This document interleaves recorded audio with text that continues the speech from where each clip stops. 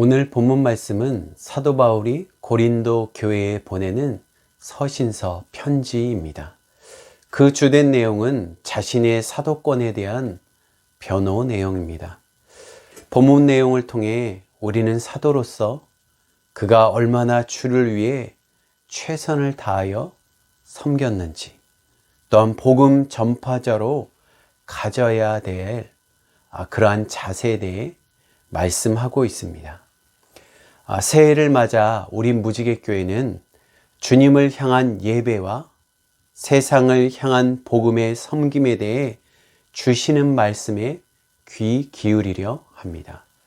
나아가 모든 주님의 백성, 믿음의 형제들에게 확고한 신앙의 결심을 세우는 그러한 결단의 자리가 되기를 축복합니다. 사도 바울은 자신의 사도성에 대해 의심하며 악한 소문을 퍼뜨리는 자들에게 주의 두려움을 아는 섬김이었다라고 고백하고 있습니다. 11절 말씀입니다.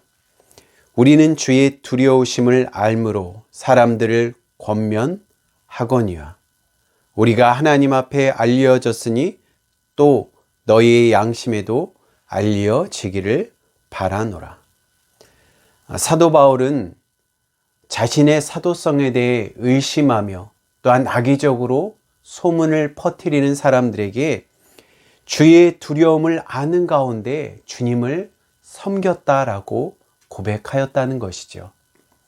이런 사도 바울이 주의 두려우심을 알므로라는 말씀, 오늘 우리가 읽은 11절 그리고 그 앞절인 10절에는 이렇게 기록되어 있습니다. 이는 우리가 다 반드시 그리스도의 심판대 앞에 나타나게 되어 각각 선악간에 그 몸으로 행한 것에 따라 받으려 함이라. 모든 자가 결국 마지막 날 주님의 심판대 앞에 서며 각각 선악간에 그 몸에 행한 대로 하나님께 심판을 받는다는 사실, 이러한 사실을 알므로 사도 바울은 오늘 본문 11절에 우리가 주의 두려우심을 알므로라고 고백하고 있다는 것입니다. 사도 바울은 과거 예수님을 믿는 사람들을 박해하며 심지어 스데반의 순교 상황 가운데 사람들이 스데반에게 돌을 던지려는 상황에 사도 바울은 말리기보다 내가 증인이 될 것이니 나에게 다 옷을 맡기시오 라고 하며 사람들의 겉옷을 맞는 증인의 역할을 하였고, 사람들은 돌을 던져 스데반을 순교하게 하는 이런 무서운 일이 일어났습니다. 이런 가운데 사도 바울이 앞장서던 정말 열심을 다한 핍박자였다라는 사실이죠. 그가 예수님 믿는 것도 이러한 핍박자가 나아가 외국에까지, 그 유대 지역뿐만 아니라 외국에까지 제사장들에게 권한을 받아 그리스도인들을 잡아서 옥에 가두며 악한 벌을 받게 하려는 일에 앞장섰던 자가 바로 사도 바울입니다. 그런데요, 그런 그가 예수님을 믿는 것도 믿기지 않는데, 그것도 의심스러운데, 더군다나 주님과 공생의 기간 동안 같이 동행하며 주님의 역사를, 사역의 역사와 기적을 보며 가까이서 주님의 가르침을 받은 12제자, 제자 대 반열, 그리고 이 12제자를 사도라고 말씀하고 있죠. 주님의 사도의 직분을 자신도 받았다고 주장하니 사람들은 이 박해자, 핍박자 사울에 대해서 참으로 그의 권위를 무시하며 믿지 못하였다라는 것입니다.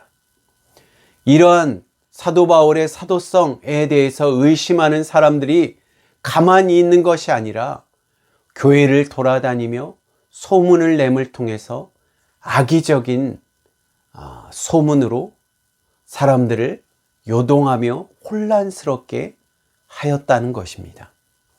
그러나 사도 바울은 부활하신 주님께서 다메섹으로 그리스도인을 체포하려고 가는 가운데 주님께서는 직접 그에게 나타나 핍박자 사울을 제자로 부르셨다라는 사실입니다. 우리는 사도행전 9장 말씀을 통해 그에게 나타나신 주님께서 나는 내가 핍박하는 나사렛 예수다라고 말씀하셨다는 것이죠.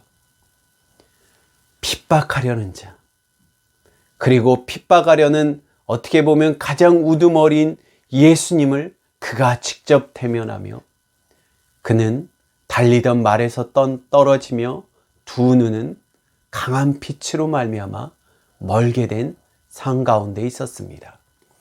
이러한 사도 바울에게, 이러한 핍박자 사울에게 주님께서는 제자 아나니아를 불러서 사도행전 9장 15절에 이렇게 말씀하십니다. 주께서 이르시되 가라, 이 사람 사울은 내 이름 예수님의 이름을 위하여 이방인과 임금들과 이스라엘 자손에게 전하기 위하여 택한 나의 그릇이다 라고 말씀하신 것입니다. 제자 아나니아를 통해 앞을 보지 못하는 상황 가운데 사울을 치료하도록 보내신 이유에 대해서 주님은 그를 내 직분자 사도로 나의 택한 그릇으로 택하였음을, 그것도 이방인과 그리고 이스라엘 자손에게 복음을 증거할 그릇으로 부르셨다라는 사실입니다. 자신이 핍박하는 분이 예수 그리스도시며 그분이 하나님이라는 사실을 알고 그리고 그분의 직접적인 음성을 듣는다는 것, 참으로 두려움과 떨림의 자리일 것입니다. 마치 오늘 본문 말씀은 이러한 주님, 우리를 심판하시는 주님, 주님 앞에 섰을 때 그 어떤 것도 감추지 못하는, 정말 빛 가운데 계신 주님 앞에 그 어떤 어두움과 그림자도 사라지며 자신의 열심적인 핍박이 악한 행위임을 아는, 깨닫게 하는 주님의 두려운 심판대 앞에 사도 바울은 고꾸라졌다라는 것이죠. 주석가들은 사도 바울이 이러한 주님을 경험한 가운데 이러한 고백을 하지 않았을까라고 말하고 있습니다. 우리는 주의 두려움을 알므로 사람들을 권면한다. 사도 바울의 이 고백, 핍박자인 자신조차 그 핍박자에서 완전히 돌아서게 하며 주의 도구로 사용하시는 이 주님의 놀라운 은혜와 경외의 두려우신 가운데 이제는 겸손하게 사람을 권면한다고 고백하고 있습니다. 우리가 알다시피 사도 바울은 당시 유명한 가말리엘 문화에서 높은 학문과 그리고 나면서부터 로마 시민권자로 육체적으로 세상적으로 자랑할 것이 많은 자일 것입니다. 나아가 그는 주님의 사역하는 가운데 놀라운 능력을 행하며 말씀 가운데 역사하시는 주님을 경험한 자입니다. 그런 그가 주님의 두려움을 알므로 겸손히 전한다라고 고백하고 있습니다. 12절 말씀을 더 자세히 보겠습니다. 우리가 다시 너에게 자천하는 것이 아니요 오직 우리로 말미암아 자랑할 기회를 너희에게 주어 마음으로 하지 않고 외모로 자랑하는 자들에게 하려는 것이라. 자신을 자천하려는, 다른 자들처럼 사도 바울을 사도성을 의심하게 하며 그를 낮아지게 하며 그를 판단함을 통해서 자신을 높이려는 자들에게 자신을 자천하려는 것, 많은 육체적으로 자랑할 것이 있지만 자천하지 않는다고 말하고 있습니다. 사도 바울의 이러한 모습 가운데 주님을 두려워함으로, 여기서 말하는 두려움은 무서움, 공포를 떠나 경외함으로 성도들에게 권면하고 있는 모습. 우리라면 어떻게 할까요?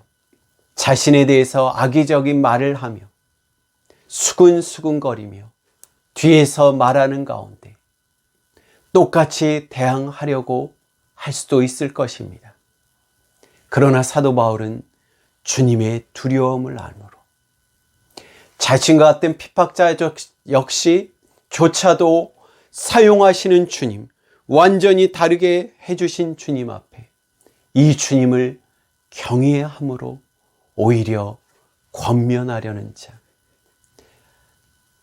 이것이 그리스도인의 사역자의 모습이 아닐까요? 두 번째로는요, 사도 바울은 단지 말과 외모, 학벌과 경력, 권위 등이 아닌 지금까지 자신이 섬긴 열심을 증거로 말하고 있습니다. 13절 말씀입니다. 우리가 만일 미쳤어도 하나님을 위한 것이요 정신이 온전하여도 너희를 위한 것이니 라고 말씀하고 있습니다. 본문 말씀의 표현은 어떻게 보면 참으로 과격해 보일지도 모릅니다. 우리가 만일 미쳤어도 하나님을 위한 것이고 정신이 온전하여도 너희를 위한 것이라. 본문 말씀을 보면 왜 하나님을 향하여 미쳤다라고 말하며 사람들에게 제정신으로 온전하였다라고 말하고 있을까요?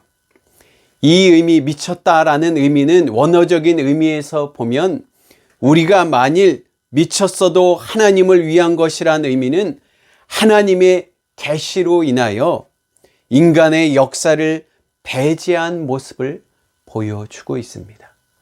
자신의 의지와 생각이 아니라 하나님의 전적인 역사에 의하여 이끌린 사역을 말씀하고 있습니다. 어떤 주석가는 특별히 미쳤어도 라는 사실을 통해 사도 바울이 다메섹 사건을 통해 박해자에서 복음 전파자로 완전 180도로 달라진 삶을 의미한다라고 말씀하고 있습니다. 다메섹에서 주님을 만난 사도 바울은 그가 예수 믿는 자를 잡으러 달려가며 그야말로 살기등등한 눈빛에서 이 다메섹 사건이요, 아나니아를 통해서 주님께서 너를 부르시며 이방인과 이스라엘 백성들에게 복음을 전파할 그릇으로 세우셨다라는 말씀을 듣고 눈에 치료함을 받고 사도 바울은 즉시로 복음을 증거합니다. 자신이 핍박했던 예수님을 그리스도라고 성경을 통해 증거하였죠. 이러한 사도 바울의 모습에 사람들이 그를 오히려 죽이려고 하였다는 것입니다. 이전에 핍박했던 유대인이 그를 보며 그의 생명을 해할 뿐만 아니라 주님을 믿는 백성들 역시 이가 또 속이지 않는가라고 하였죠. 그만큼 사도 바울의 변화는 완전히 정신이, 표현이 그렇지만 정신이 나간 미친 사람처럼 완전히 달라진 모습을 보여주고 있습니다. 나아가 사도 바울이 정신이 온전한 것은 너희 고린도 교인을 위하여 라고 말씀하고 있는데, 이 의미도 원어적인 의미는 정신이 온전하다는 의미는 분별력 있고 자제력 있음을 뜻하고 있습니다. 감정과 이성을 오가는 사역과 섬김이 아닌 분명한 분별력과 이성적인 섬김을 통해 고린도 교회를 섬겼음을 호소하고 있다는 사실입니다. 무엇보다 사도 바울은 이 모든 사역 가운데 자신이 주님께 붙들림 받으며 분별력으로 자제력을 가지며 인내심을 가지며 성도들 섬기는 가운데 이 모든 것에 원인, 근원적인 사역의 힘, 즉 사도 바울을 이끈 역사는 바로 그리스도의 사랑이라는 사실입니다. 14절 말씀입니다. 그리스도의 사랑이 우리를 강권하시는 도다. 그리스도의 사랑이 나를 사로잡아 내 생각과 모든 욕심을 완전히 끊어버리고 주님이 이끄시는 대로 나가게 하셨다라는 것입니다. 사도 바울의 욕심과 욕망과 이득을 위한 사랑이 아니라, 심지어 사도 바울은 성도들의 헌금으로 사역하는 것, 사역자로 양을 돌보는 목자로 당연한 권리조차 내려놓으며 텐트를 만드는 직업을 통해 자신이 스스로 선교 후원을, 선교 자금을 만들어서 섬기기까지 하였다는 것입니다. 그리스도의 사역이 그를 강건적으로 이끌어 주셨다는 것이죠. 서두에서 언급드린 것처럼 사도 바울에 대해서 악의적으로, 고의적으로 사도의 직분을 그가 사도가 아니고 그가 아무런 권한이 없는 자라고 말할 수 있는 자들에게 그는 자신 있게 자신의 학벌을 자랑하며 지혜와 사역 시 놀라운 치유의 능력, 말씀의 지혜, 지식에 대해서 그가 얼마나 자신감 있게 설득하며 말할 수 있겠습니까? 그러나 사도 바울은 이 모든 것을 주님을 위하여 자신의 모든 것, 육체적인 자랑과 모든 것을 심지어 배설물로 여긴다 고백하였습니다. 고약함, 냄새가 나는 도저히 볼 수 없는 배설물로 여긴다. 빌립보서 3장 8절 9절입니다. 또한 모든 것을 해로 여김은 내 주 그리스도 예수를 아는 지식이 가장 고상하기 때문이라.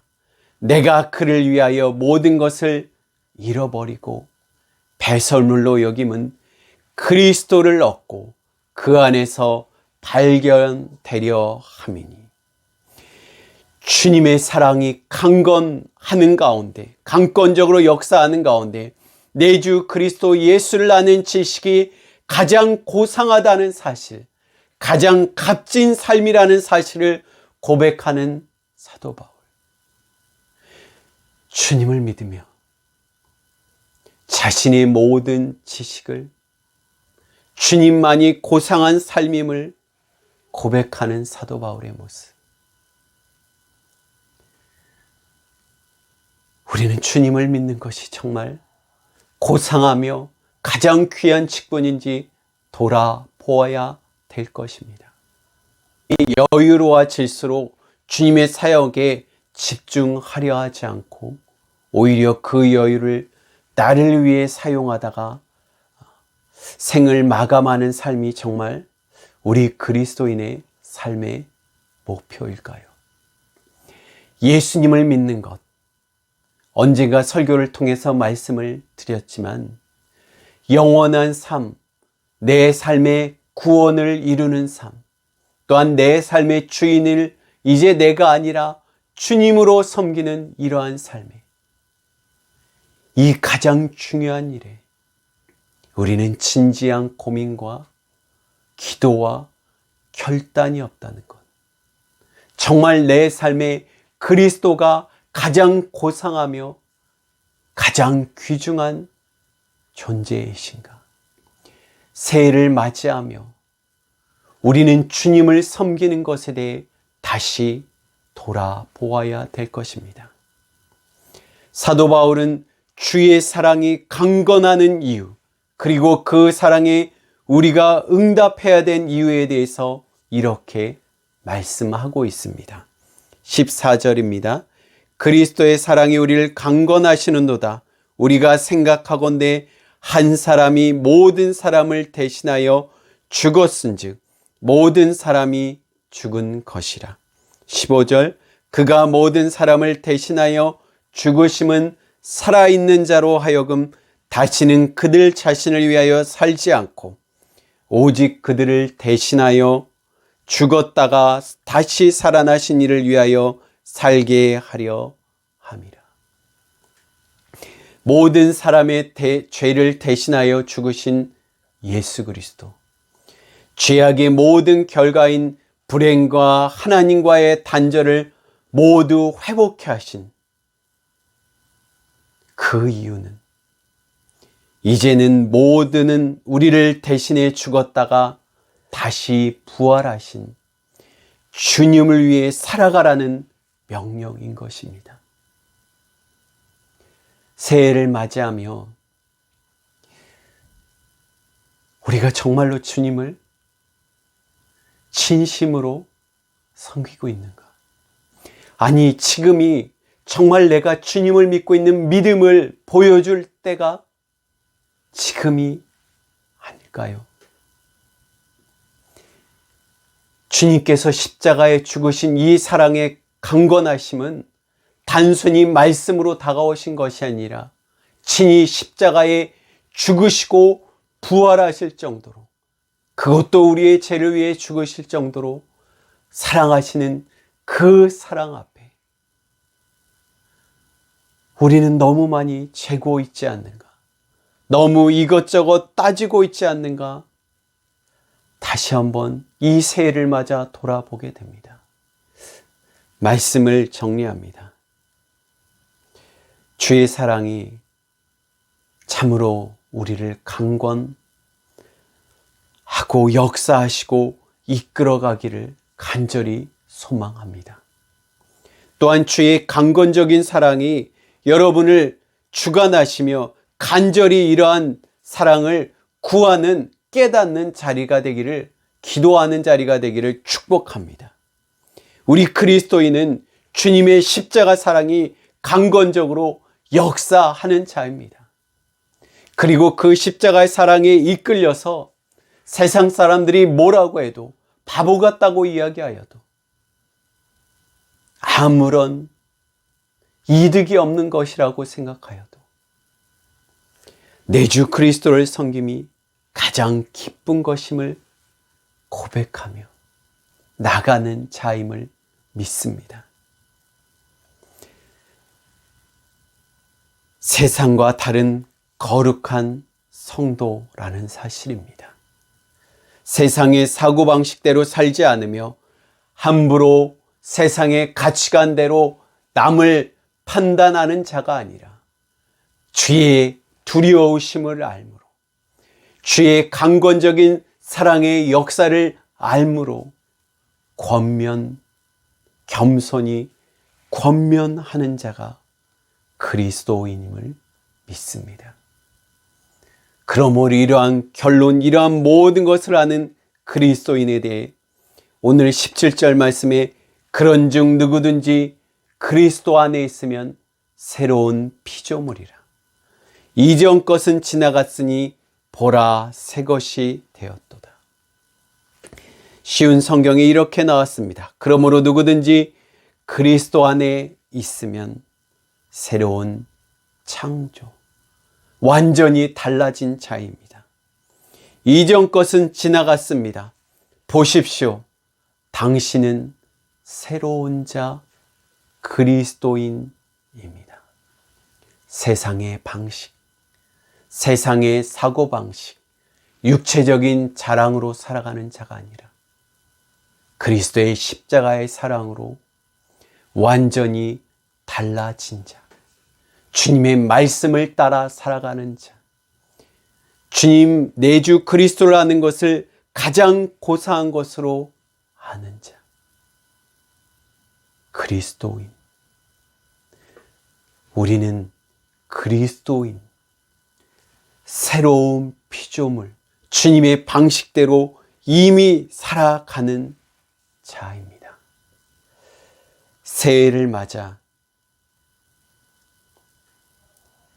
주님의 사랑이, 주님의 십자가에 죽으실 정도로 사랑하심이 다시 한번 여러분 마음에 강건히 역사하기를 축복합니다. 주님의 십자가 사랑 앞에 울며 기도하며 다짐했던 그 사랑이 다시 여러분을 붙들고 정말 은혜의 파도처럼 붙들리며 그 파도 앞에 압사될 정도로 감사에 떨며 고백하는 자, 이 주님의 사랑에 감사할 뿐만 아니라 새로운 피조물 그리스도인으로 삶을 주님께 드리는 저와 우리 모두가 되시기를 주님의 이름으로 축복합니다. 아멘.